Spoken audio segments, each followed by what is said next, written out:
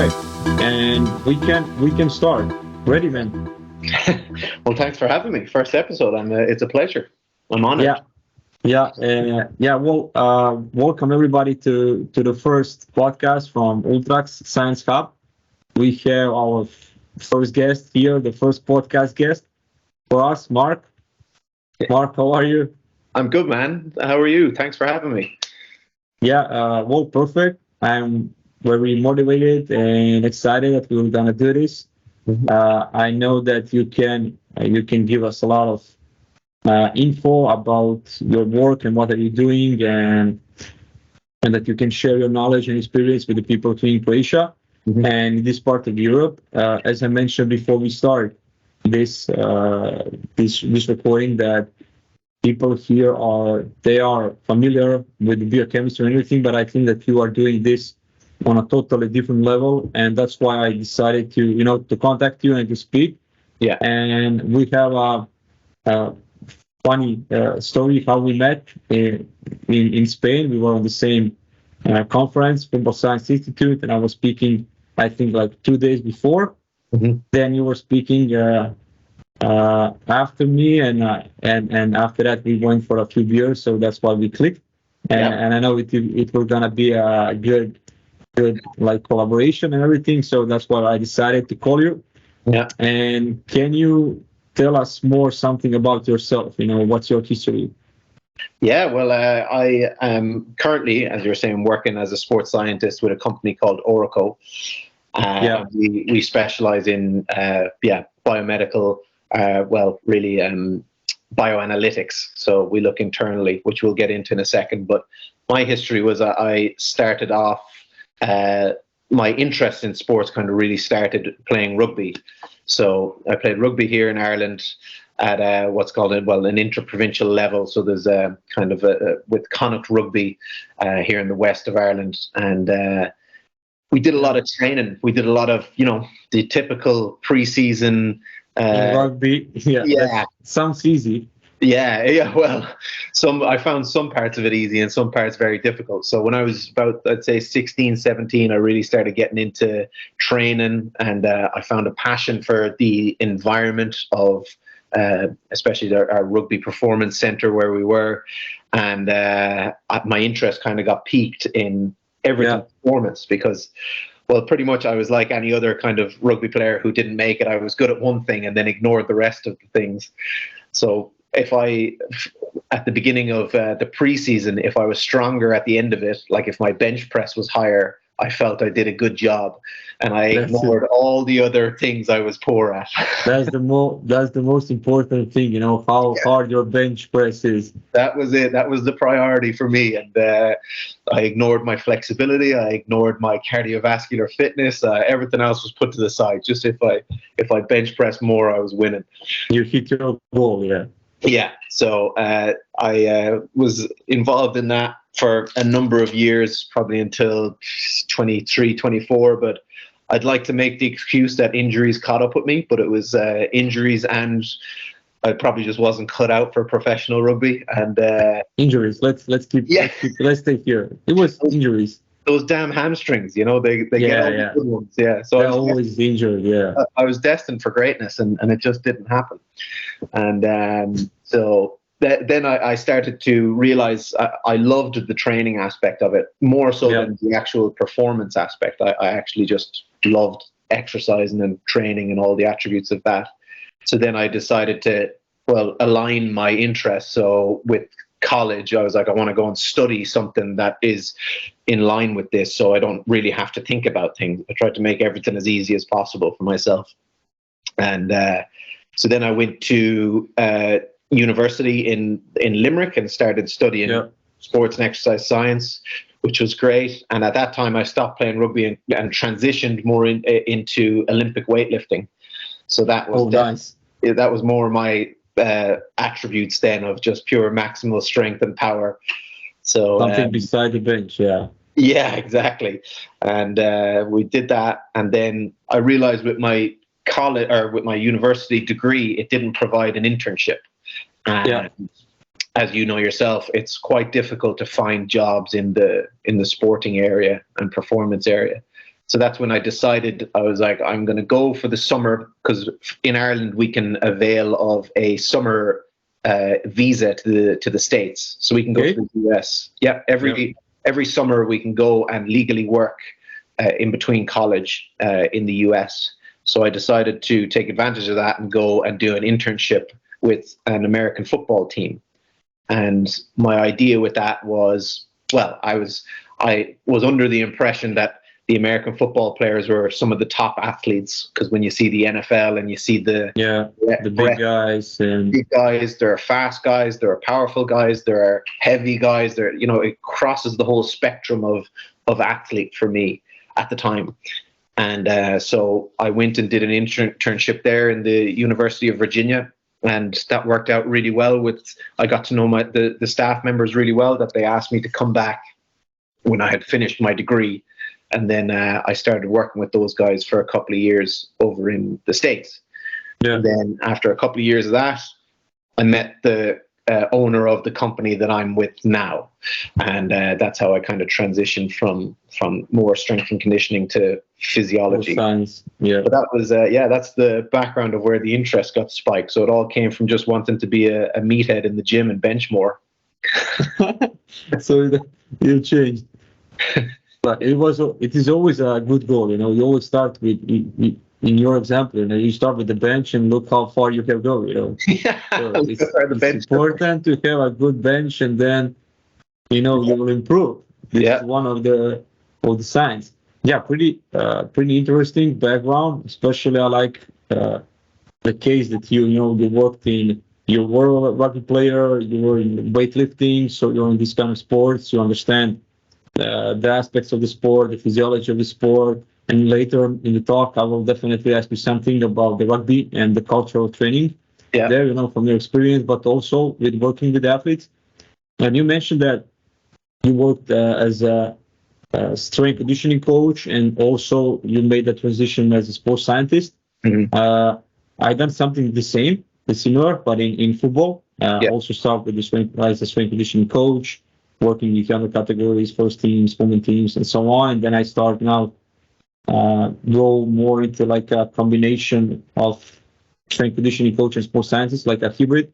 And I wanted to ask you, what is the difference for you, you know, in between the strength conditioning and the sports scientist? You know, what are the obligations of strength conditioning guy, and when you transition to the sports scientist, are there any differences between, you know, these two obligations? Yeah, definitely. I was really excited to kind of transition over to sports science role, because I felt I would then gain the full experience of what it takes to improve and support an athlete to perform better. And the biggest change for me, because I was relatively new to the world of physiology, like obviously did a couple of modules in college and whatnot, but not to any level. And then I got put in this role, which the learning curve was quite steep for me. It was very new. And I guess the main difference was on the strength and conditioning front, we were extremely focused on all the externals all the time. It was just external focus. It was all about, you know, reps, sets, the upcoming load, the exercises. Speeds. Yeah, exercises. Yeah. Planning the next kind of 3 or 4 months. And it was, obviously you could see improvements with the athletes in that way, because their numbers would be either getting better or dropping. But there was a big part that has to be overlooked, really, because you don't have enough time in the day. But even, for example, like nutritionally, when I was after I did my internship at the University of Virginia, I went 5-6 months into that role. We all got hired by the University of California in Los Angeles. So 6 of us drove across the country and started working with UCLA. And when we got to UCLA, they had an incredible nutrition program, let's say. So their budget was enormous for nutrition. And I think it was something like $15,000 a week or something like that. And we had a buffet 2 or 3 times a day. And this is for college American football players. But there was a part of it that was missing for me. The athletes could go up to the buffet and just choose anything. there was no plan for necessarily what they were eating. There was just a They lot can of eat stuff. whatever they want. Yeah. Yeah. So you'd see some athletes, if there was a plate of French fries, that's what they'd focus on. And part of the comparison then of what we're doing now and what I'm doing now and there was, we would measure their body weight to assess whether they were gaining. We'd measure their body composition to assess whether they were gaining muscle mass and whether they were at the appropriate weight and whatnot. But that is like, it's almost too far away from the source of actually what we're eating. And then on the flip side of what we're doing now, we're primarily focused on the internal markers and internal measures, and then looking at the response variables, which are the external. So what are they eating? What is it doing internally? And then is that then leading to increased body mass or increased body weight? And using that external as a guide to say, is what we're doing changing the way we need to go? But looking at the internal as, is this nutrition actually supporting their systems internally to improve their health, improve their performances? And that just has to be overlooked in the strength and conditioning realm. Yeah, I totally agree. Sometimes we as strength conditioning coaches, we know to get crazy about the reps, the number of exercises, the type of the exercise. So I totally understand, and I agree with you. And I really like how you describe the external and internal part. You as a sports scientist, you want to check more what is happening in the body according to the recipe that you prepare as a strength conditioning coach. So you really want to see the reactions on that number of reps, sets, exercises. Because in my opinion, I think it like the internal, whatever markers you're looking at internally will then affect the external. So whether it's speed, whether it's jumping, whether it's power production, if you look internally then at inflammation levels and oxidative damage, let's say our creatine kinase, that will influence the external effect. And that's the main difference, really. We're just trying to get in what we measure now. We're trying to get in earlier and then provide interventions from that earlier indication. And a nice example, again, is a lot of teams will use saliva for hormonal markers. Maybe you do the same, or you've done it from time to time. Yeah. And there's an argument with that's still too far down the line. It's too, that in itself, even though you're looking at internal markers, is too far away from the source of hormones and little changes. Yeah. So it's just the errors get too far away.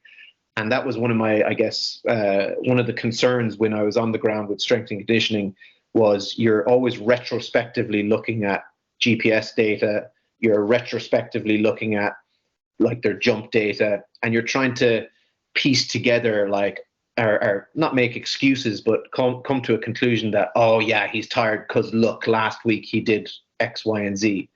Instead of now with the internal focus, through the blood work that we do, we can see where they're at now and then determine, well, if this continues for 2 or 3 weeks, we're going to end up having problems down here. And it just lets us be more proactive and in front of the problems. So you can immediately react on a reaction that you take samples. So we will continue definitely on this topic later in the talk. But I like, again, the process of strength conditioning and sports science. Like you check, it can be like this, and it's always like I like to see it like a circle. You start with internal, so you check what is happening in the body. Then you plan something external. Then you again check internal. Then again you plan external, and it's like approach internal, external, external. Now, depending what is the first one, like always the question like chicken or the egg. Yeah. Should I plan or should I maybe understand the battery of the athlete? Yeah. But we will speak about it later. Let's go to something more basic. When I check your CV and your profile and everything, and you mentioned a lot the importance of communication. Sorry, how you communicate with staff members, and you mentioned that communication is important. With especially when you are dealing with somebody who is new to you, and when you want to share the knowledge and everything. And Uh, but what do you think? Is it communication really an important factor with working with like a large staff or working with athletes? You know, what Yeah, can you say? Yeah, that's a like this is a big. I think communication is a big area. Uh, yeah, definitely. First of all, personally, on a personal note, like the the number of jobs that I have gotten in sports science and strength and conditioning, I haven't achieved those from merit or from like my university degrees or my university results or anything like that. I was never the smartest or best sports scientist in the room. I got all of my jobs from being able to communicate with the people and build a relationship. That has been it. Even there's a Yeah. funny story of when I got this job with our boss, my boss, who's Dr. Brian Moore. I didn't interview for this role because when I was living in Los Angeles, he was living in Los Angeles as well, and that's where we met. And he was an Irish guy from Galway. I'm from Galway.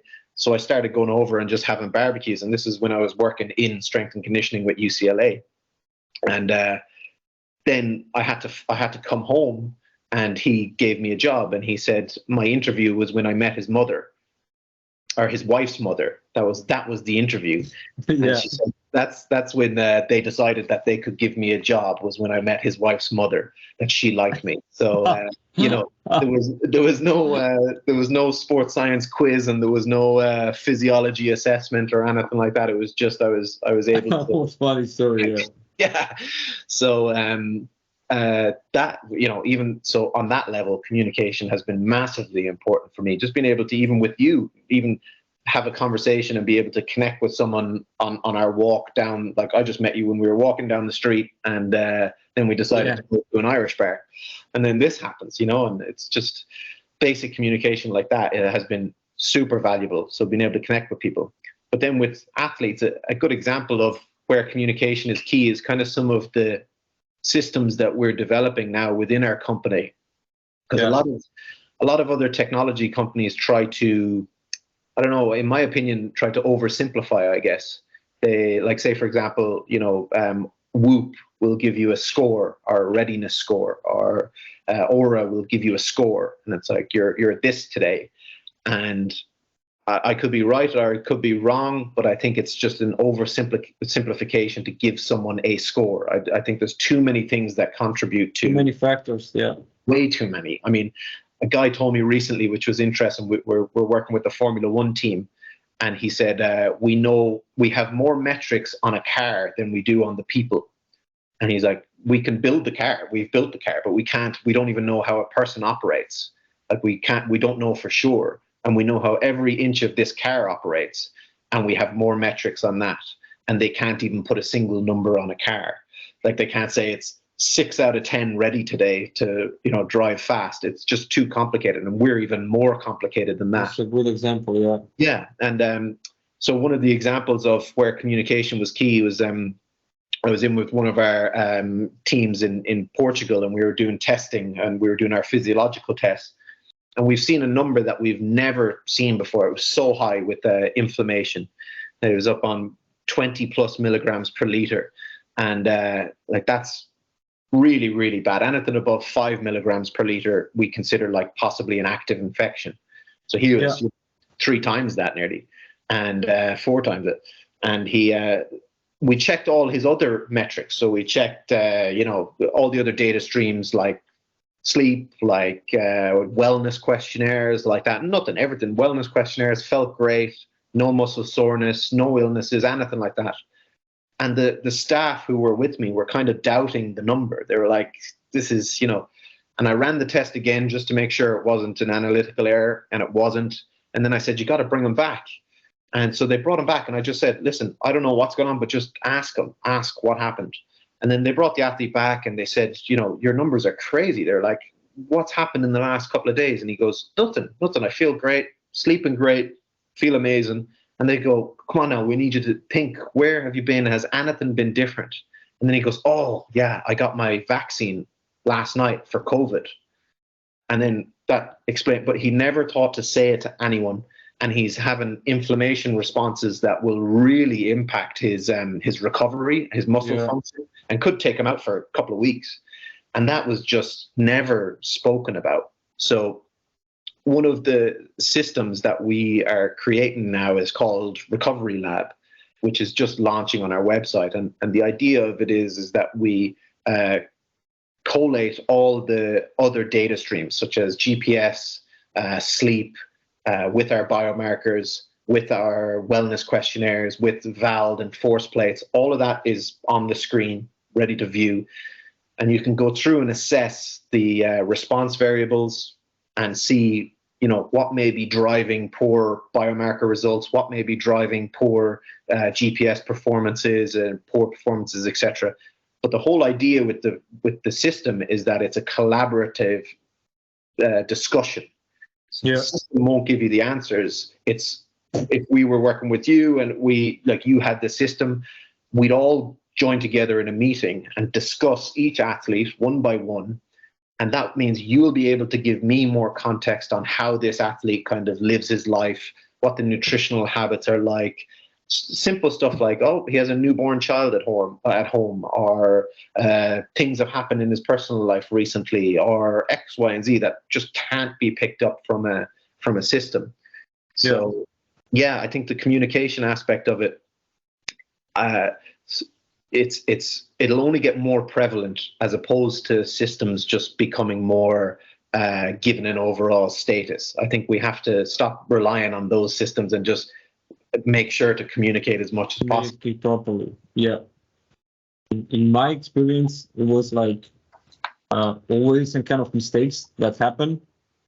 It was usually because of some kind of lack of communication. So I know that it's pretty important. And you mentioned a few examples how the communication helped you, especially with the wife example and the job, but also with the sharing of knowledge and sharing of information, especially with this player. If you haven't done a meeting, you can put all the data into a program, software, whatever, and maybe no one could check it or no one will recognize that there is something that is missing. So I agree that especially when working with the big teams, that the communication and some short meeting, 10 minutes just before every training session, a short talk, can help you guide you in your daily decision-making process.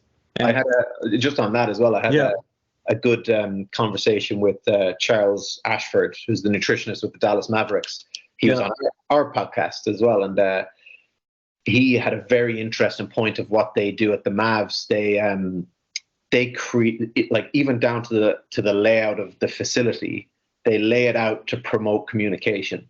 So, because every athlete will respond differently to the testing and to seeing their values and to the interactions of the staff.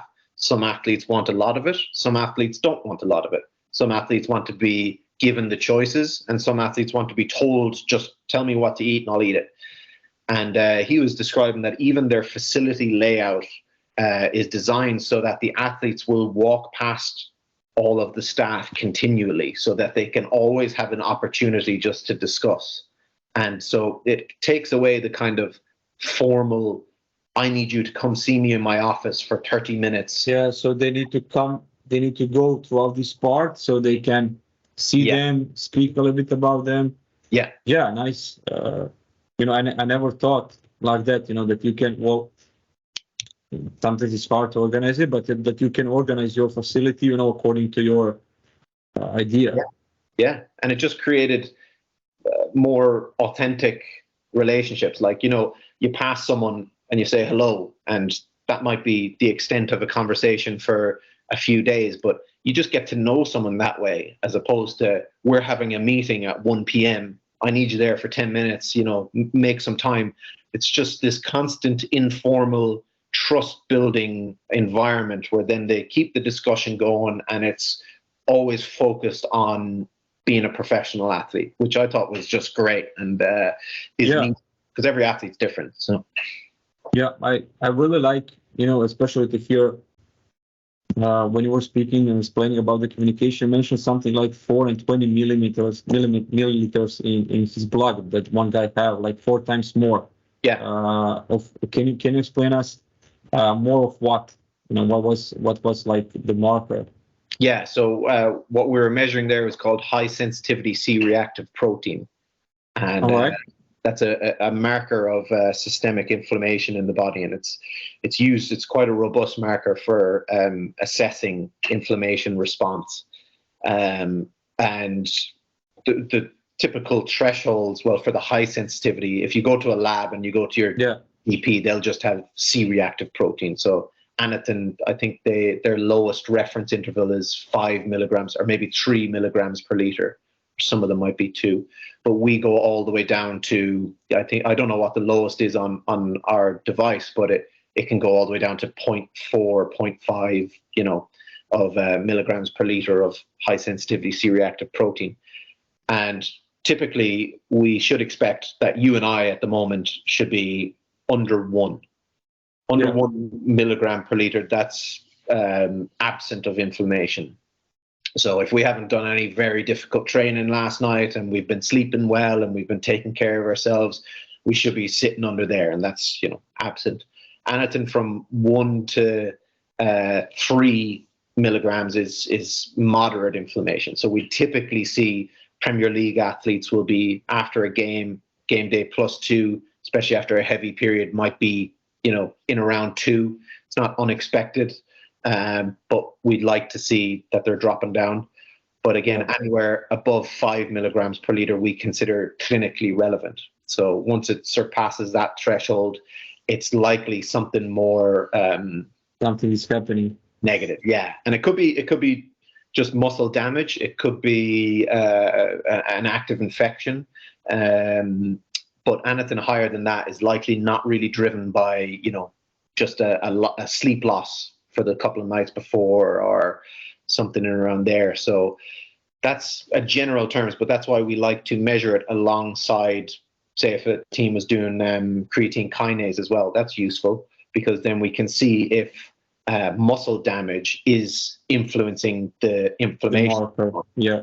If it's not, it may be an illness now. That's we have a better interpretation of the data, and we also take our Fort and Ford, which is our pro-oxidative and antioxidant capacity with that as well, which we can get more into in a sec.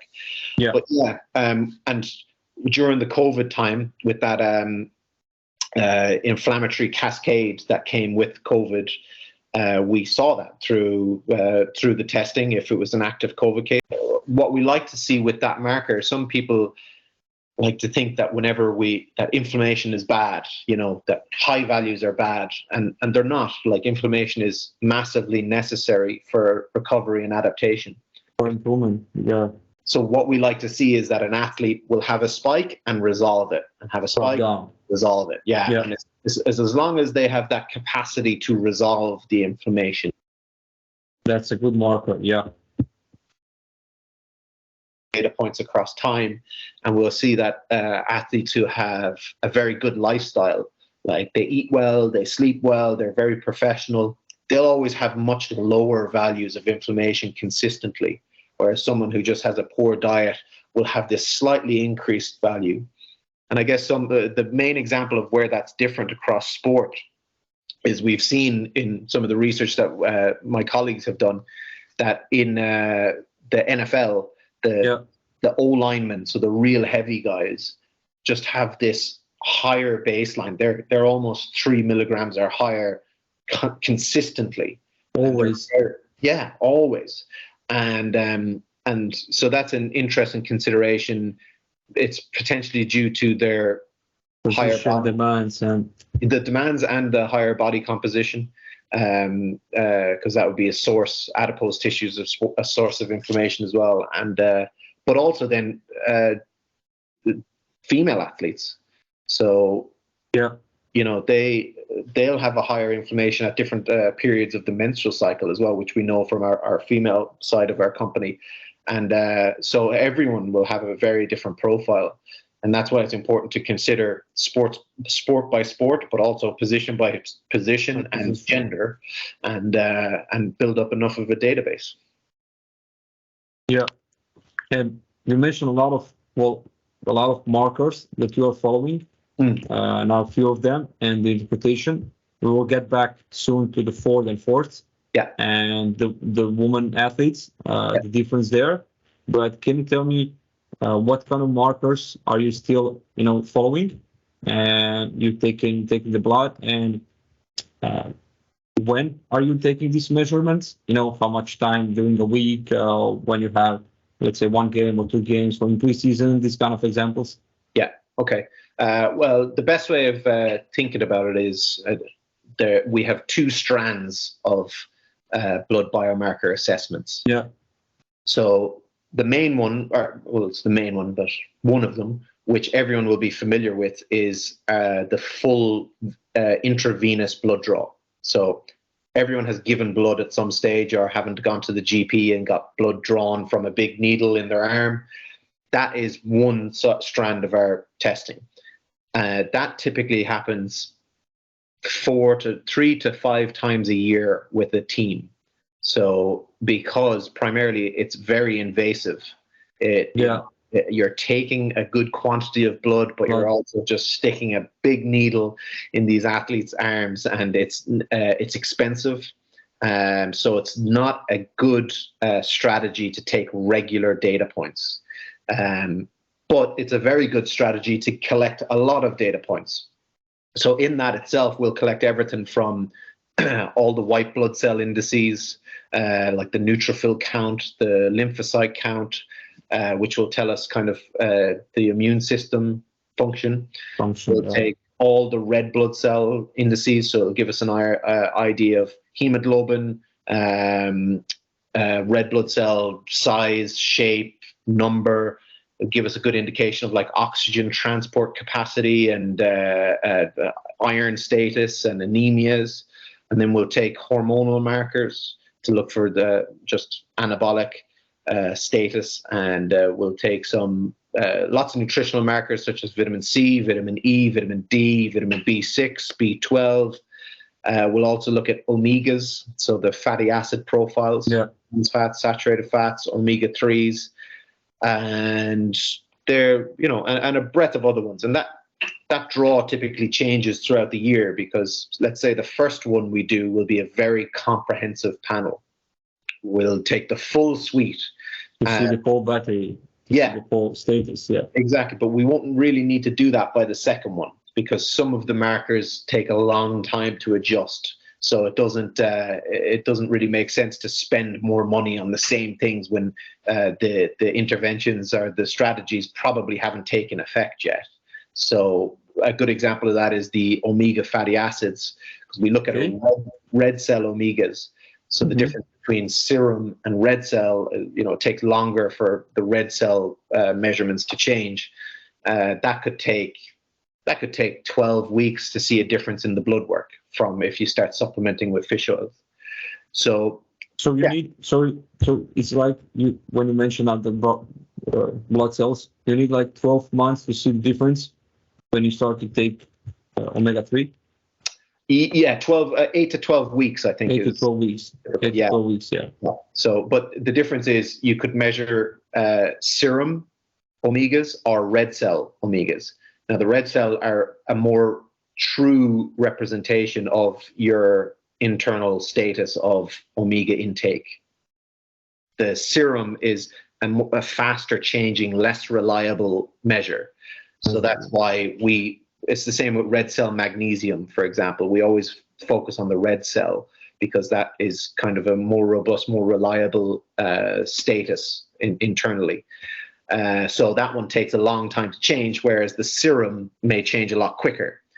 The comparison to that, which this is just a little sidebar, is our antioxidant capacity, which we'll get to now in a second, is serum antioxidant capacity. So that's why for the other strand of our testing, if you eat that day, you could influence your serum antioxidant values. So it's just much more faster response from the serum.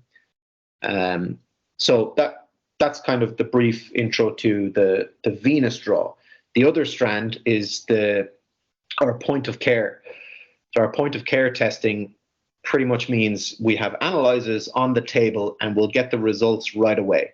We don't have to send them off to a lab like we do with the big needle in the vein. Yeah, and it takes like a couple of days or maybe a week for some of those results to come back.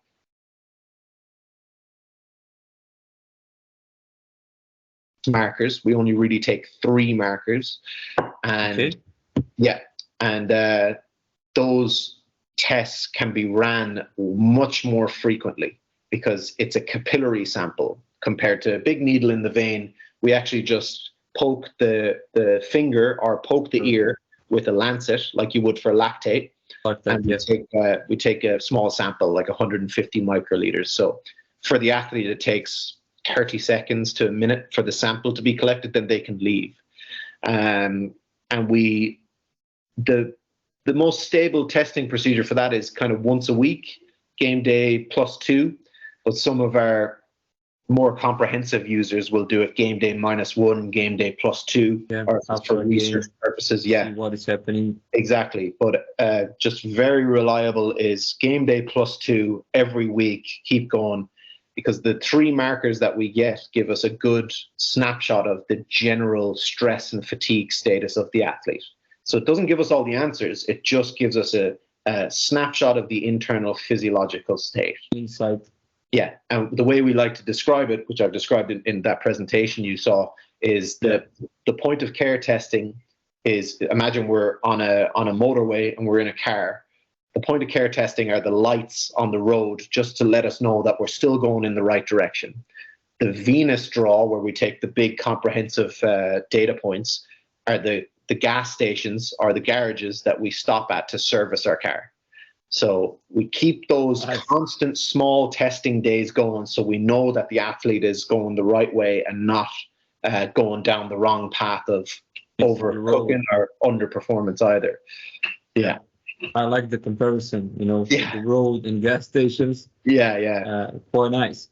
Yeah. So you told me that mostly let's say your clients and the athletes that you have been working with, that they are taking the blood samples or this small capillary analysis, like mesh day +2 and mesh day +1, -2. Yeah, -2 and +2. -1. Yeah. And around something there. like that. Yeah, 2 days before a game, 1 day before a game, Yeah. and 2 days after a game. Yeah. And can you tell me when you notice that some of the players have maybe higher values and maybe not so high, but still high? What is then the next step? Let's say you as a sports scientist, will you give some information to the strength conditioning coach or to the main coach, and what will you do then with these athletes? If he will be maybe doing some kind of different preparation, or he will take something or he will do some kind of different type of training, or he will be in modified example, or what are the steps like in training session? Yeah, well, the strategies are endless, really. Yeah. And the situations, the different scenarios are always different. But in general, first of all, with those 3 markers that we take from the capillary sample, we always look at them on an individual basis. So that's where we set ourselves apart from other measuring techniques. It's completely aligned to the individual's production. So we'll know, like, 3 athletes may have the same values, but it might be extremely high for one of them and it might be extremely low for the other. Depending on the base level. Exactly. Yeah. So that's the first one. The first thing that we have to do, we have to get 3 baseline tests, and then their individual critical difference thresholds are activated on our system, which then learns to the athlete as more data points come in. It'll get more detailed and more specific. So that allows us then to highlight any atypical results or any red flags. Now, so we mentioned high sensitivity C-reactive protein. That's one of the markers. The other 2 are, we call them FORT and FORD. So it's FORT is free oxidative radical test, and FORD is free oxidative radical defense. And those 2 are ran together. And essentially what we're looking at is oxidative stress. So we're looking at oxidative stress and inflammation. Oxidative stress is built up of, or includes, pro-oxidant production, which, let's just say, we'll call it stress, and then the antioxidant capacity, which we call defense. the pro-oxidants are influenced by such things like, well, training, psychological stress, smoking, pollution, all those kind of things increase pro-oxidant production. And all that happens is pro-oxidants go around and they create cellular damage to like DNA, proteins, and lipids. So they're seen as negative, and overproduction of them are negative, but they're also essential, like inflammation, for gene activation and adaptation. So a small dose of them is important, but then you gotta take it down again. So that's where the antioxidants come in. The antioxidant capacity scavenges for these pro-oxidants and keeps them in check, doesn't let them get out of control. The way our boss likes to describe them is, you know that game Space Invaders? Do you remember that game? Yeah, so the pro-oxidants are the ones that are dropping from the thing, and the antioxidants are the ones that are shooting up and destroying them. Yeah, good. And he has a funny story with that. But yeah, so if you see these ones dropping are like training or exposure to exercise, let's say, if you do too much of that, they come down, they overwhelm the antioxidants. You cannot catch them all, yeah. You can't catch it all, and then the athlete will get injured or sick or lose time for performance. So it's keeping them balanced is the key. So say, for example, if some of the strategies, like you asked, if we see that the athlete has exceeded, that the pro-oxidants are overwhelming the antioxidants, just in that scenario, we never really like to tell coaches or staff that the athlete shouldn't train. That's not what we do. If that's their choice, great. If they have the ability to provide that recovery time, amazing. That will solve it. Like recovery, a period of recovery will resolve any of that. And we've seen that from where they may have an all-star break, or they may have a week off, or they may, and then those results come right back down. Yeah, but sometimes they can't do that. Let's say it's a intensive period. Oh. Hi, Marco. Yeah. Who's that? I don't know how he get inside, man. He's one of the colleagues who is working with me here. We can put this also in video, Like, yeah. I thought we were doing a live podcast. I thought that was an audience member joining in. Someone, you never know who's listening. Yeah.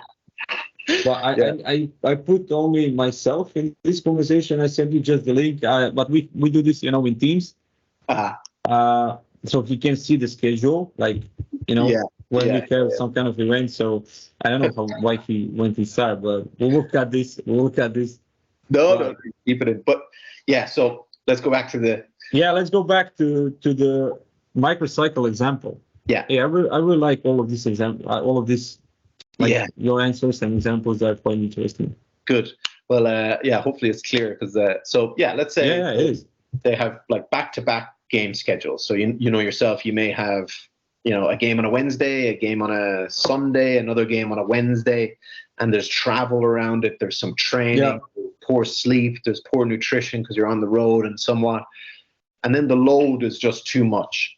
So there are a number of strategies that we can put in place. We can, if the athlete is being overwhelmed or overproducing pro-oxidants, we can start to increase the so that will help us nutritionally add some more defense. Okay. Yeah. We know that the athlete's not recovering, so we could increase protein intake as well, add some supplementation with that, but we'd like to do a food first approach. If it's coming up to like a Champions League final, let's say, and there's no period of recovery or no option to have the athlete like maybe play less minutes or take some additional recovery here from training, then we can get more aggressive with the strategies and start with some supplementation like anti-inflammatory supplementation or more antioxidant supplementation. But the trade-off with that is, well, what some of the research has shown that if you supplement with the likes of vitamin E or vitamin C, you can inhibit the adaptation to exercise. So that's why during the preseason, we don't want to do that. If they're having, say, high inflammation, we don't want to supplement with anti-inflammatory supplementation because You we want them to adapt. yeah, we want them to go through that process of resolving the inflammation and the process of upregulating antioxidants themselves, because that is adaptation and that is improving fitness. But if it's 2 days before a Champions League final and adaptation is not the goal and we just need them to perform, well, then we can start with more specific strategies. So it's hard to give a specific answer, but again, if we have inflammation or CRP above 5 milligrams per liter, we know that that's clinically relevant now. So the strategy is go and get assessed from the team doctor.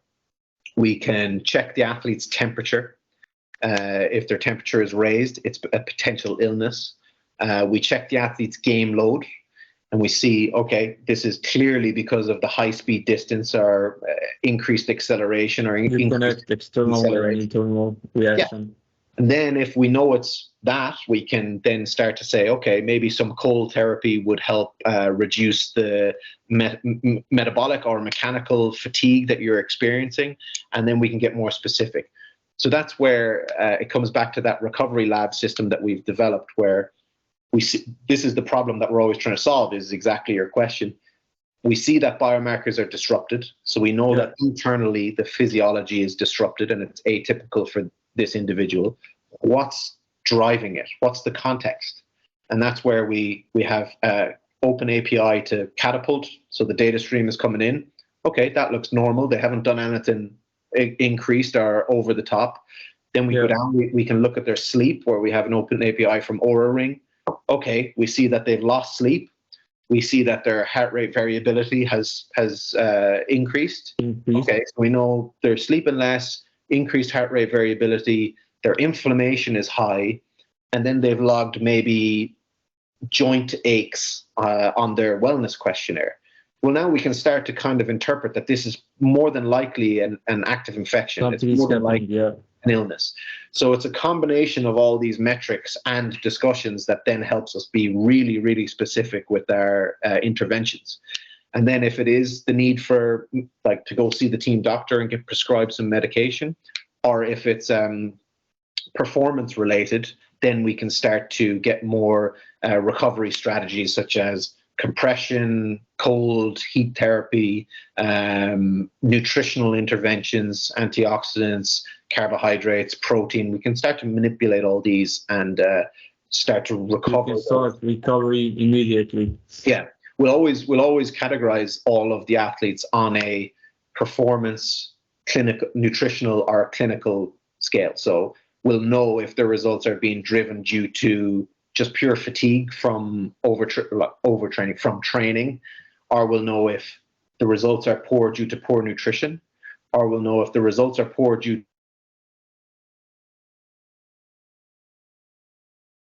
to the squad, and be more specific with each individual interaction. So I hope that kind of has explained it a little bit.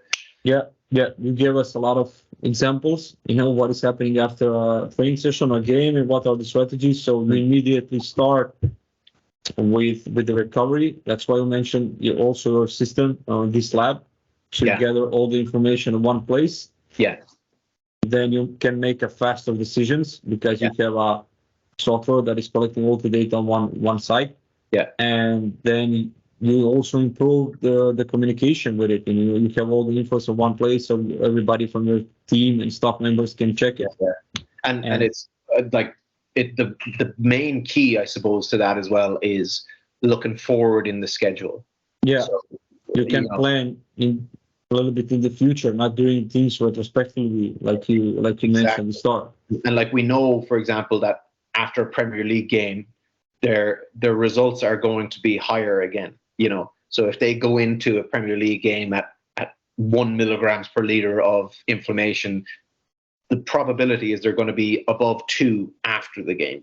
So if we look forward into the calendar and we see that they have back-to-back schedule for the next 2 weeks and they're in a poor position now, well, then they're going to be in a really poor position at the end of that period.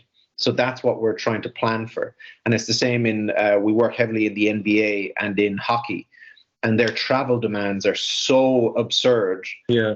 that's what we're trying to reduce the impact of: sleep loss, jet lag, and then performance on top of it. It's all these stressors that are then leading to a pinch point where they're just slightly overloaded, and then they don't get enough sleep, and then they get a soft tissue injury 2 weeks down the line because of all of it being a combination. Yeah.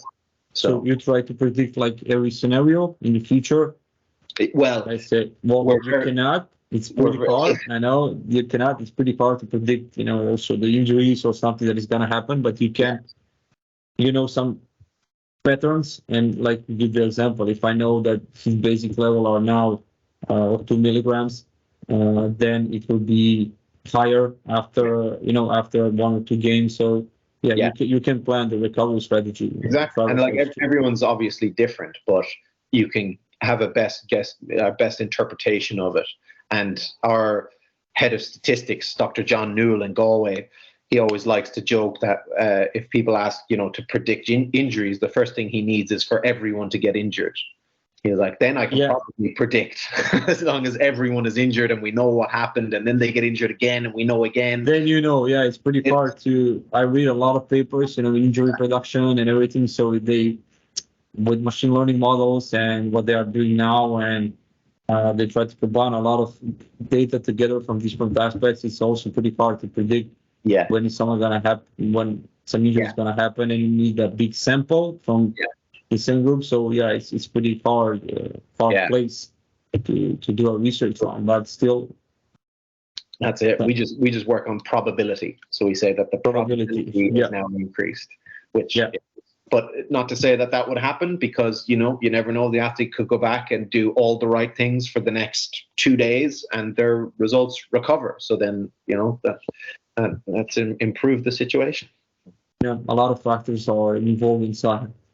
Yeah, and we spoke about match day. The days after the match, and that you check all the markers and the reactions. And here in Croatia, we are usually checking the creatine kinase, after a game or after a hard training sessions, and the basic conclusions are when you see a high number, some coaches know to move the athlete, from the training session, or he doesn't even go outside for the training session because they think 500 or 700 are the high number, and this is one of the basic parameters that we check. Yeah. And sometimes it's good, it's not bad, it's better than if you don't have nothing else. But it's individual, like you mentioned. It's not the same. The levels at the beginning, at the baseline, are not the same for you and me, or for some other third athlete. So, what are your thoughts about this measurement and this parameter? Which parameters? How do you approach it? Creatine kinase. Yeah, creatine kinase. Yeah, it's a challenging one. It's an important marker, but again, it's in my opinion, and from what we've seen, it is limited to some degree in the interpretation, because obviously creatine kinase is an enzyme that seeps from muscles damaged into the bloodstream, and where we found it useful is in collaboration with the other markers, because otherwise you could pretty much not guess, but you can, you'll know if they say there's, my muscles are sore, my hamstrings are sore. Okay, there's probably increased creatine kinase here. And it can also be misleading with some more muscular athletes, or some bigger athletes may have more creatine kinase. And is that good or is it bad? But the main thing really with any of these markers is getting an individual understanding, is consistent data points, and then understanding what is typical for that athlete and what may be abnormal. So I think creatine kinase, same as anything, creatine kinase on its own is limited, but inflammation on its own is limited as well. If it's providing some information, that's always good. But for it to be really impactful and to kind of direct decision making, it needs to be taken alongside other something else. Because we know that the athletes are going to have muscle damage. It's going to be It's going to be at post game. It's going to be due to some exercise, some eccentric exercise. It's going to be there. Are they recovering from it? Is there other systems in the body capable of reducing that and recovering the muscle effectively? Potentially, how many times are you measuring it? But so yeah, it's good to have. But apparently, I heard now that they're stopping production of creatine kinase. Some companies are, because it's not needed in the emergency rooms anymore. So they changed or something else. Yeah, I think so. It might be getting more difficult to collect it because the manufacturers are going to stop producing it, I believe. Yeah, we've struggled to find it, but we always collect with our full intravenous draw. We'll always collect creatine kinase in that value as well, because its context is very valuable for the rest of the markers. It helps us know what may be driving some of these other markers of fatigue. Other markers, yeah. Yeah, so it's easier. Again, it purely depends on the situation and the other context that you're gathering around it, and then how you action it. And I guess that's one of the struggles with creatine kinase on its own is, what do you do now to, improve it? Do you need to improve it? Do you want to improve it? It's like, what are the other questions that are overlaid around it, Yeah. And how you use it though? Yeah, you use it within your team. Yeah. We use it also with some teams here and with some teams that I worked, and that's why I wanted to ask you, that our listeners hear what is your opinion about it and how you approach to it. Yeah. Usually, we took it like 1 time in a week or 2 times in a week, but it's important that, as you mentioned, that understand the baseline of our athlete, and then you put the context in this number. Yeah. And also, I really like the approach that you combine this number with other factors, so we can know why this maybe number is increased, maybe because of something else, or because kinase impact on something else also. So I think I was telling you this story when we were in Spain. Was when we were at UCLA, one of our athletes had very high creatine kinase. Yeah. Yeah, it was very high, and that got brought to the medical doctor, and the doctor deemed him at risk for rhabdomyolysis, which is would be a problem. And but what wasn't really taken into account was this athlete was enormous. He was full of muscle, just completely muscle. He was about 6'5", huge. And they just saw a value of creatine kinase and then reacted. And the doctor's reaction was to stop the athlete from training. He needs time completely off. So the athlete then wasn't allowed to train with the team for maybe 3-4 weeks, something like that, and they were monitoring the values, and they wanted the creatine kinase to drop down. Yeah, it didn't. It wasn't. And then it came into the season, and the athlete was underprepared because he missed 4 weeks of training. And 4 weeks are a lot. I think 3 games into the season, he got injured, got hurt from underprepared for the load, and blew his ACL or something anyway in his lower limb. I can't remember now. But again, that was the risk. It was like a medical doctor and us at the time just didn't know if that was the athlete's typical production or if it was some way in around it. So it has to have an individual approach and an understanding. Like, we'll see many markers which are manipulated by race. So we'll see quite a difference of neutrophils, especially in African athletes, and black athletes will have different values to whites and Caucasians, and that has to be taken into consideration for a good interpretation of these data. And it's hard to figure that out. Yeah, so that's why it's hard to do. But that's why we've at Oracle we focus so much on our statistical department and analysis. So that everything eventually, what we hope to get to is that every marker will be overlaid with an individual threshold. Everything from vitamin E, vitamin C. So then when we have multiple, and then you can compare it over time and what is happening with it over a season or preseason. Yeah. Yeah, and as I said in that presentation, like most of these lab results are based on the general population of the area of the lab, and like that's a lot of people. And most of the time, any of the footballers that you'll be working with, or any Premier League footballers or anyone, are much more fit, much fitter, much more elite than the general population. So again, compare them.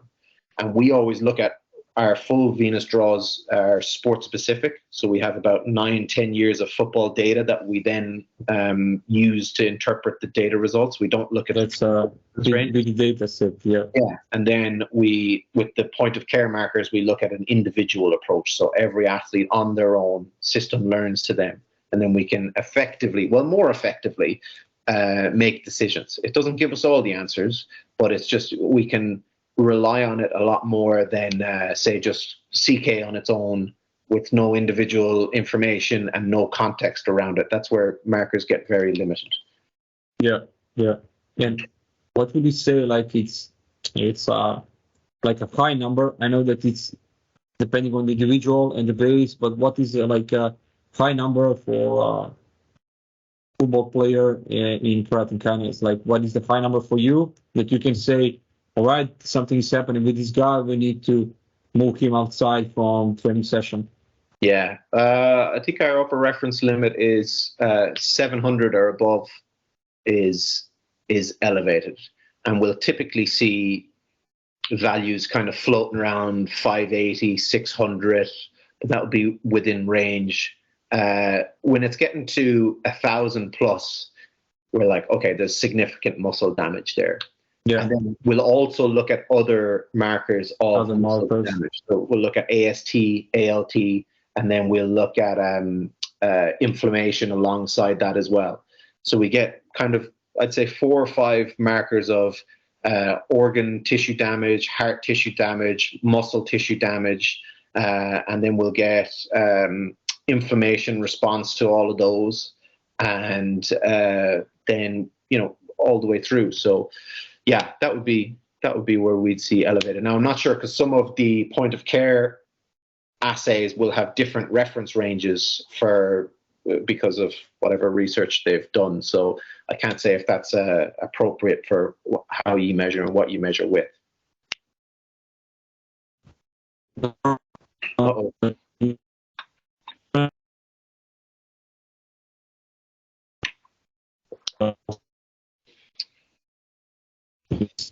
You've frozen on me a little bit. I don't know if you can hear me.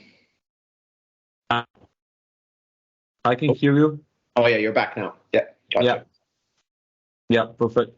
Well, it's good to have some kind of a number, like a reference. You mentioned from 700 to 900, so or other coaches can know to react if they don't have any other measurement, but they need to understand that it's also on the individual level, and what they can do is that they can measure it more frequently during the season or preseason, so they can collect a lot of data sets about creatine kinase, so they can react. Yeah. And that'll definitely be a lab measure anyway. So yeah. And I'm interested in, have you noticed that maybe what are the variables or markers elevated or decreased after, let's say, strength training session or after endurance training session? Have you noticed that maybe you have a group of strength athletes and you are doing the same measurements, and you repeat the measurements after, let's say, some kind of endurance training session or some conditioning? Yeah. Again, I wouldn't be able to give you an exact answer, but I'll give you some general observations which I've seen, and which is kind of corroborated in the research as well. So after strength training, you typically see a good spike in inflammation just with the muscle damage. You may see some increase in the pro-oxidant production, but it depends on the intensity and volume. But the main kind of impact is a fitter athlete, so a more aerobically fit athlete will have a higher antioxidant capacity than a less aerobically fit. So the fitter they get, interesting, the more of the ability of the system to reduce pro-oxidant insult. So over a season, when we see athletes adapt and become more accustomed to the load of the season, we'll see antioxidants increase, so they'll be kind of climbing, and we'll see pro-oxidants decreasing, so it'll get tighter and tighter and tighter. The CRP, in my opinion, is more acute. Everything will have much more of an influence on that within like 48 hours. The Fort and Ford has more of a robust, longer life, let's say. You know, it can be influenced over weeks and months. After a session. Yeah, let's say days and weeks. You may even still see changes. I think Dr. Jeremy Daniels, who works with me, his PhD was primarily on CRP, but he also looked at our redox measures, our Fort and Ford. And I think he determined it was somewhere like redox, you'll see its peak will be at about 48 hours and it'll start to recover. Whereas the Fort and Ford may continue for 4 or 5 days to be increasing or decreasing. So, but yeah, across the season, we'll see they'll get narrower. Then when they have some time in the off season, they'll separate again. So that's why it's important every year to keep an individual approach, because it doesn't maintain, like, once you have a baseline, that as well isn't appropriate at different times of the year. Like, the baseline from a mid-season measure is going to be different from the baseline from an off-season measure.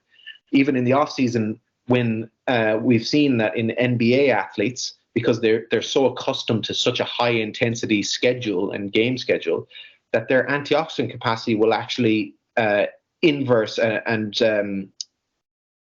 they'll have a higher antioxidant capacity than pro-oxidant production in the off-season, which we never typically see. We always see that the pro-oxidants are always higher and the antioxidants are trying to, you know, fight their way up to them, and they may drop and so on. But that will be inverted in the off-season when they have no games and they're not training too intensely. So we'll see that their recovery time will be super compensated, really. Yeah, so, recovery, yeah. Yeah, and then eccentric damage obviously will have a big impact on CRP and the inflammation response. Yeah, I think, yeah, that'd be the main thing. These are good. These are good. You know, especially at the start, you mentioned some types of recovery depending on the muscle, the reaction in the body, and now you told us what can you expect after a strength training session or after a endurance or conditioning training session. So the listeners can use this info, right? I'm doing a strength training session. I know what kind of reactions I can expect. Maybe I can plan a recovery strategy for my group of athletes, but I need to take care and take into account the individualization. And another interesting finding that I've seen is so we're very cautious of our testing procedure. So we typically collect these measurements in the morning after a rest day and fasted, because nutrition can have an impact on the antioxidants. So we try to keep that as close to consistent as we can, so we can collect reliable, consistent results. But sometimes some teams can't do that. The schedule just out. So we work around it. But one of the interesting things that I did see was I measured NBA athletes right after they came off the court from like a low intensity shoot around. So they had quite a sweat developed. So they were aerobically working hard. And immediately, compared to any other data, we saw that the antioxidants were upregulated again and superseded the pro-oxidant production in that short window. So we know that, as I was saying, the fitness level will increase antioxidant capacity, their aerobic capacity across a season, it'll improve, but also acutely after a session, they'll upregulate their antioxidant capacity. So they will also improve acutely after this kind of training session. Yeah, exactly. So you can say that it like, as we know, aerobic activity is a protective, mechanism. And we've seen that in the blood work, that the antioxidants they could be double what they would be typically.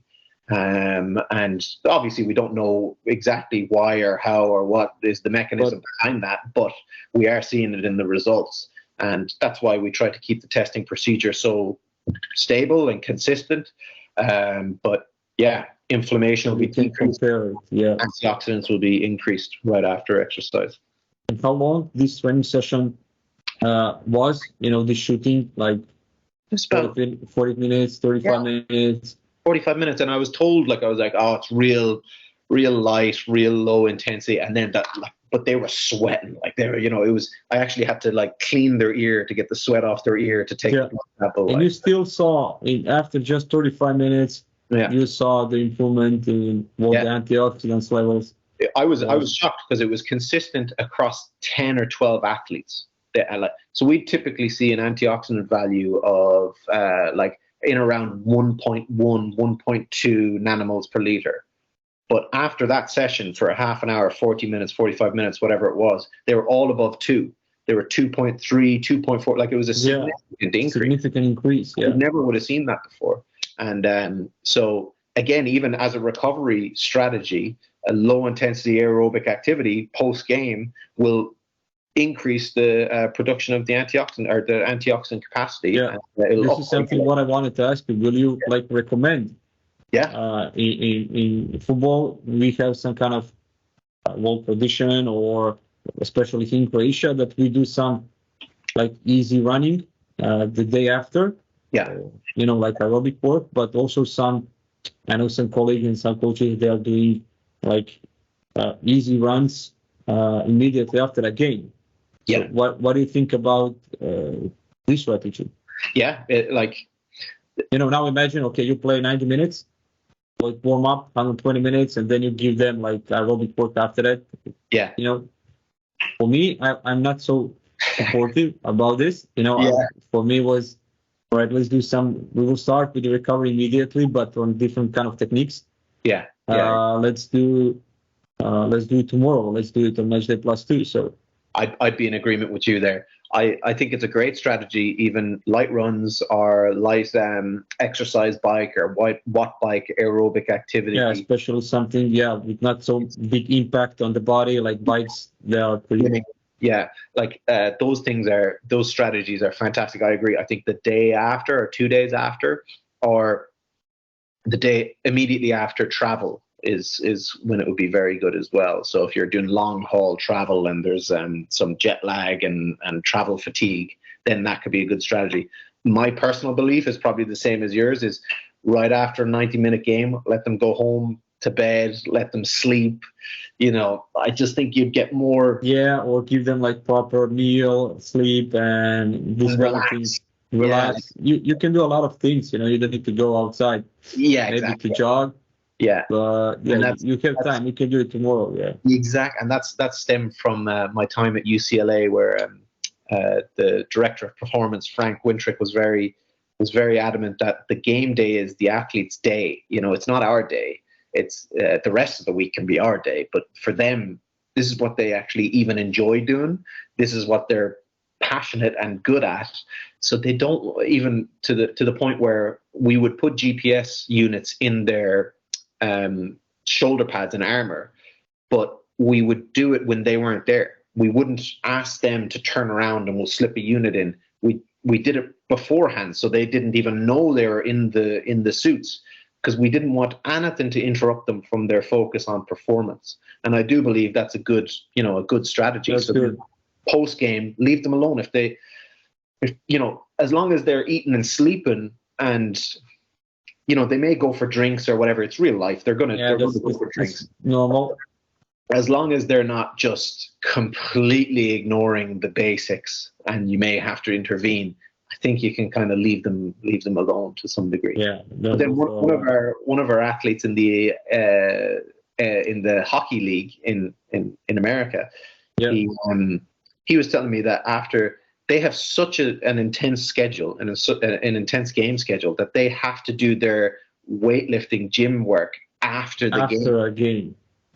So they play the game, finish, let's say 8:45, 9 p.m. at night. They do their media obligations. So they go and do all their interviews. Then they come back.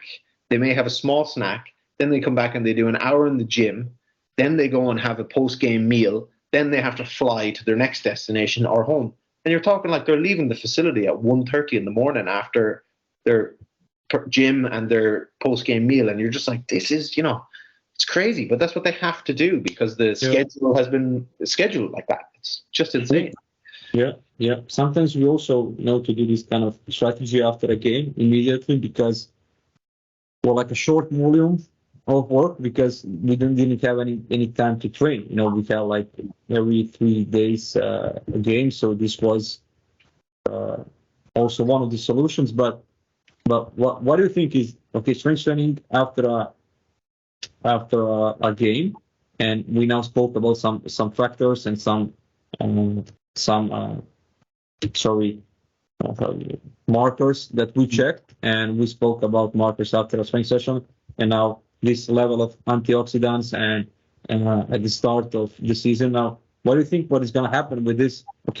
With this ratio of antioxidants and about the fourth and fourth, what is going to happen after? You finish the game and then you do a strength training session.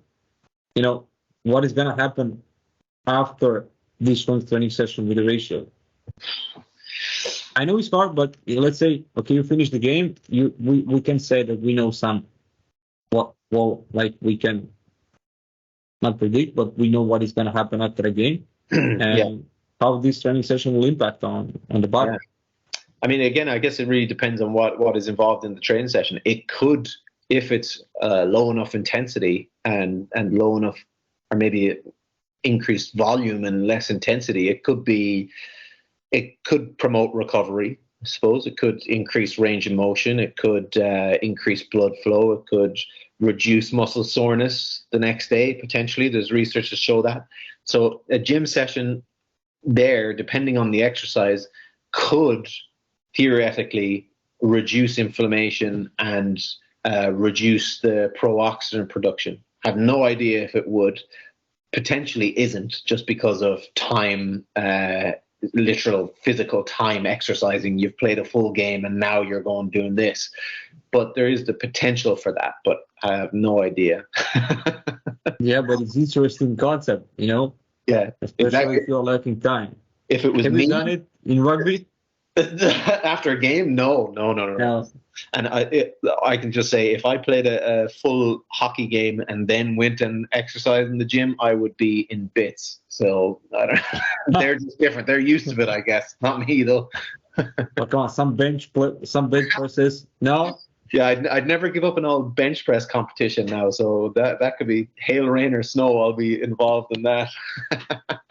But as again Frank Wintrick always said, he said, you never pull out a bench press to see who wins a game. He's like, everything strength and conditioning wise is general. He'd always say, and it's always supportive to performance. Is never the main goal. That's what I seriously missed when I was younger. So. Yeah, but we learned. I also learned that. So we are supporting the sport and everybody. So that's it. Yeah. Learn from my mistakes. Yeah.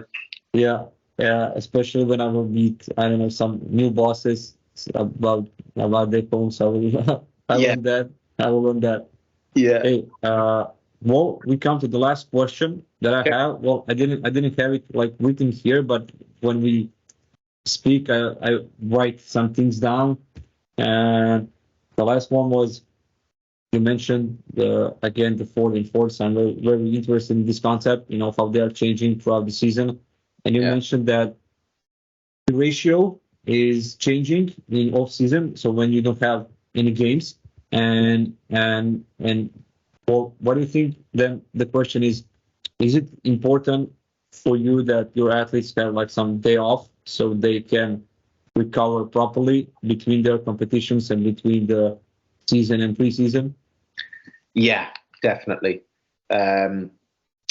Even purely if it was just for the fact to collect reliable data, it's the reason why we don't test game day +1, because then we're just measuring the impact of the performance and not the actual physiological state of the athlete. So we allow for 1 day, and this is typical, like most teams would give 1 day recovery unless flight schedules or game schedules intervene with that. But we'll always measure on the game day +2 when possible to get an actual snapshot of the physiological state. So they've played their game, they've got some recovery. Now what do we see? As opposed to they've played the game, everything's increased. Yeah. That's normal thing. Yeah. Yeah, exactly.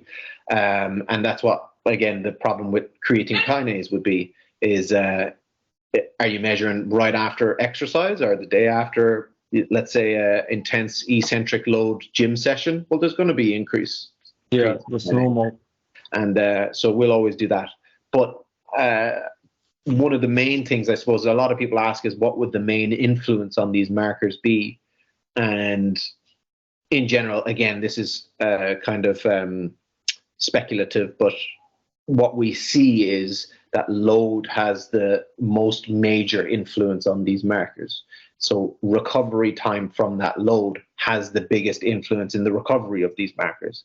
People like to say, is it nutritional? Is it this? Is it supplements that has the biggest impact? It's literal recovery. The nutrition will then play a supportive role in that, in how fast the recovery is and the health of the athlete themselves, and the recovery in between games and the fueling and the optimizing of performances. But if you're talking purely recovery, time off and time off the load is massively important. Yeah. Yeah. Well, I know that I mentioned that this was gonna be the last question, but I'm really interested in this part because, I like the recovery, as a topic, because in football we witness the change in the intensity and also the change in the number of days. Between the games is going. It's like lesser. You don't have so much time to recover, and you need to perform like every third day. So. That's why I think it's important that also people hear the things in recovery and what they can do. Yeah. And what do you think? How much is important the recovery day, or do you promote like recovery day in a week schedule? Like let's say in 7 days, we have one game. How important is a recovery day in a weekly setting? I think it's a priority, really. Even simply for like the psychological impact on the athletes of just having a day to themselves or a day away, because we know that the psychological state can influence these physiological markers as well. But yeah, I think it should be a standard practice really amongst all leagues and teams that there is a day off. But again, like you could. Let's kind of go down the hypothetical route here and just individualize the recovery approach to everyone. So, which some teams do, and which is great. But if we're talking about individualizing measuring and individualizing training, why don't we individualize those recovery strategies too? Which, as I was saying, some people do. But so it all depends on the schedule that's coming up, how important it will be, and what the goal of that current time is. Yeah. Again, if it's preseason and there's no game obligations and there's no performance obligations, and you can really have control over the recovery and their training period, then amazing. If it's in season and they have back-to-back games, then an extra day of low intensity gym session, is that really getting as much bang for your buck as giving the athletes a complete day off? Maybe not. On a 7-day period, like you're asking. Yeah, I would even, if you could get it to 2 days recovery nearly, it would be just with the demands of the game, especially football now, with the demands of the game and the schedule that seems to keep increasing. And as we know, from the research, it's shown that the intensity of the game over the last 10 years has increased by something like 30%. The high-speed distance, great distances. You've seen that as well, but the fitness of the athlete hasn't increased. The fitness of the athletes, as a general term, has kind of remained the same. So, that just shows the need for more recovery. And if you can get, one full day off and then maybe 2 half days of a bit more additional time and time off their feet, I think it's only going to become more and more essential over the next few years as the TV rights and the performances become more prevalent, and the sports even get more popular, and like football from Croatia after the World Cup, and more people are watching you guys now, and it's like, well, we need to add in more leagues, and we need to add in more cups, and That's it. And it'll become a huge issue, I think, because even just illness and health wise, let's not even think about injury potential, just health of the athletes and this constant load that they're under, and constant psychological stress of performances and contracts and winning silverware and so on. Like it'll become a very prevalent issue, which it is already.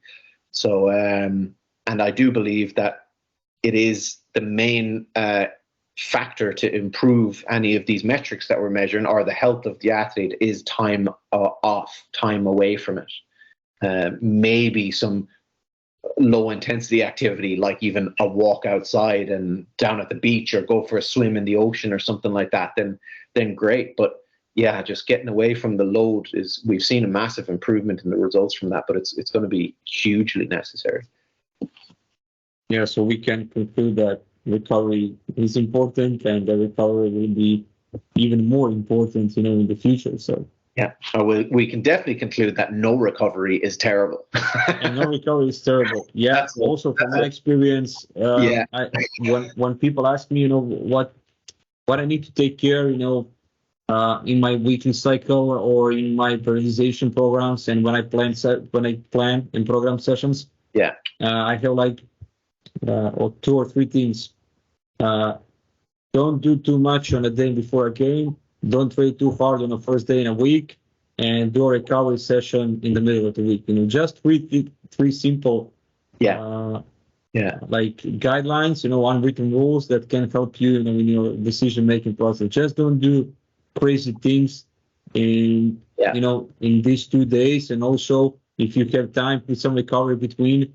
You can train hard, but give them some time to recover, before the next game. So that's what we like. The last thing that I'll say, and if the listeners are interested, is we the theory of hormesis, which is what we kind of use and reference to all these markers, and it goes for recovery as well. It's like the Little Red Riding Hood, too hot, too cold, just right, is exactly that. It's like too low of a dose of exercise leads to increased body composition, poor cardiovascular fitness, illness, and chronic fatigue from being too low.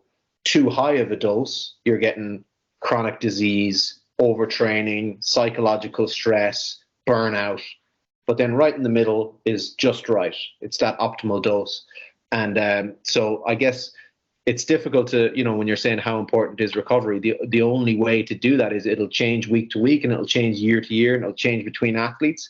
But it's to measure all these and gather this contextual data to then... You need to have the data and the info to know how to react. Yeah, exactly. To know if what you're doing is the optimal dose and the optimal load for this athlete. So you're not overcooking them, but you're not under-preparing them. You're not too low or too high. So and you need to track some parameters to know where you are.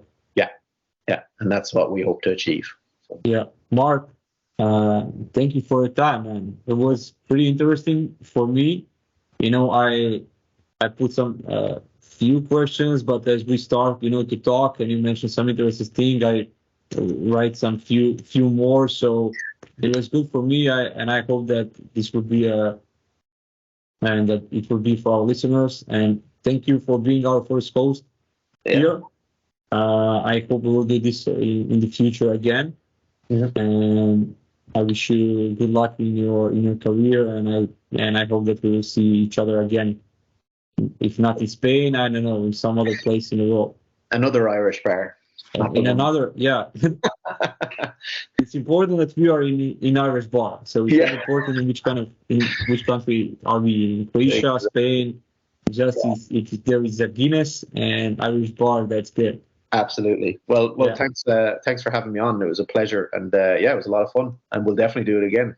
Yeah. What do you think? How was it? How was it for you? Yeah, that's great. Jeez, man, well, I could talk to you for another 2 hours. So Yeah, well, we can stay. And I need to go to my club. I need to work, but we can do this again. I have I didn't want we could continue like you mentioned for 2 hours, but I have a lot of questions, especially about the recovery, and I think that people here need to hear the things that you mentioned, like how important is recovery between the games, how important is to recover next day. You don't need to do running after a game. We still do these kind of things in football here, and I didn't mention you. I have a lot of examples like that, especially with creatine kinase. So sometimes we know I see 500. I think this is a big number. You go outside from training session. And maybe it's not the best approach. So I think that this kind of info that you give us will definitely help them. And I have one friend of mine. He's now doing PhD studies, and the topic is creatine kinase connected, I think, with after a game, or what is the recovery protocol after a game, or what is happening with the line with creatine kinase, something like that. I need to check it, but if you have some papers about it, maybe I can follow with him if you have something interesting. I just not remember. I'll have a look. Yeah, we could have something, but feel like, because what could be interesting for him is that we could set up a call, but not just me, but our science team with Oracle, and kind of discuss creatine kinase a little bit more with one of our like experts in the area, I suppose, and that could be good. I will ask him if he wants to do this. We can do like short 20-minute call just to hear you what you think about it, or we can not to take too much of your time, but I think this can help him with his PhD thesis and in his research. We can do that. We can do that. Yeah, man, this was great. A lot of fun. You're a good host. It's good when it's just nice and discussion based, and it was okay. I was good. Great. Yeah, you were great, and you had great questions. So fair play. You're natural. Thanks, man. It was good. That's the thing. It's like, it comes back to the communication question. Is someone easy to talk to, or are they not? And you're very easy to talk to. So. Yeah, the same. So we will repeat this definitely, but we will now just change the roles. Exactly. You will be the host. I will be the guest. Yeah. And I'll interrogate you. Yeah, we'll definitely do that. We'll organize that for the next couple of weeks as well, and we'll figure out a time. Yeah, you tell me. I will organize myself like we've done it now. So let me know when it's good for you, and we can repeat this. Perfect. You're the man. That was great, man. Yeah, go there. Enjoy in your day. Thank you one more time. I will let you know when we will have everything finished. I need to cut some things. Put the intro music inside and this kind of few small things, and then we'll put it also we'll prepare like a YouTube channel, so we'll put also in there, and I will send you everything when it will be finished. Please. And I also have your paper, your blog. We will also publish it. We have some kind of schedule of the blogs, when is the first blog, when is the second blog. So you will be in a few weeks also, so we'll put it outside. Brilliant. Yeah. Well, I'll share it on all my things as well, and get Ultrax out there. So. Perfect. Thank you one more time, man, and have a nice day. You too, buddy. Thanks very much. Yeah.